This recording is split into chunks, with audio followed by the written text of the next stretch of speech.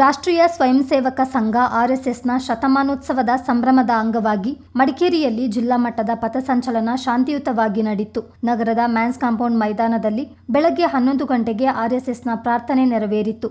ಬಳಿಕ ಆರಂಭಗೊಂಡ ಮೆರವಣಿಗೆಯಲ್ಲಿ ಗಣವೇಷಧಾರಿಗಳಾಗಿದ್ದ ಸ್ವಯಂ ಸೇವಕರು ಶಿಸ್ತುಬದ್ಧವಾಗಿ ಹೆಜ್ಜೆ ಹಾಕಿದರು. ಮಾಜಿ ಶಾಸಕ ಕೆಜಿ ಬೋಪಯ್ಯ ಗಣವೇಷಧಾರಿಯಾಗಿ ಪಾಲ್ಗೊಂಡು ಪಥಸಂಚಲನಕ್ಕೆ ಶುಭ ಹಾರೈಸಿದರು. ಪಥಸಂಚಲನವು ಗಣಪತಿ ಬೀದಿ, ಮಹದೇವಪೇಟೆ ರಸ್ತೆ, ಇಂದಿರಾ ಗಾಂಧಿ ವೃತ್ತ, ಅಜ್ಜಮಾಡ ದೇವಯ್ಯ ವೃತ್ತ, ಮಂಗೇರಿದ ಮುತ್ತಣ್ಣ ವೃತ್ತ, ಜನರಲ್ ತಿಮ್ಮಯ್ಯ ವೃತ್ತಕ್ಕಾಗಿ ಸಾಗಿ ಗಾಂಧಿ ಮೈದಾನ ತಲುಪಿತು.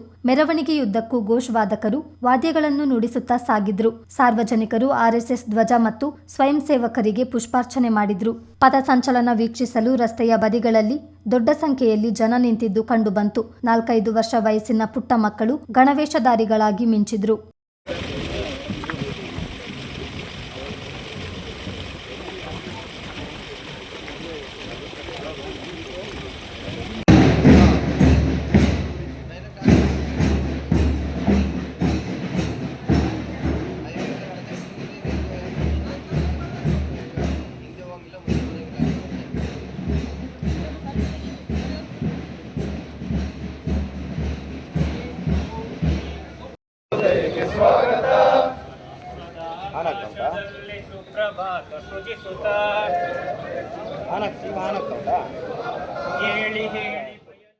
ಕೊಡಗಿನ ವಿವಿಧೆಡೆಯಿಂದ ಸುಮಾರು 700ಕ್ಕೂ ಅಧಿಕ ಸ್ವಯಂ ಸೇವಕರು ಪಥಸಂಚಲನದಲ್ಲಿ ಪಾಲ್ಗೊಂಡಿದ್ದರು. ಯಾವುದೇ ಅಹಿತಕರ ಘಟನೆಗಳು ನಡೆಯದಂತೆ ನಗರದಲ್ಲಿ ಬಿಗಿ ಪೊಲೀಸ್ ಬಂದೋಬಸ್ತ್ ಕಲ್ಪಿಸಲಾಗಿತ್ತು.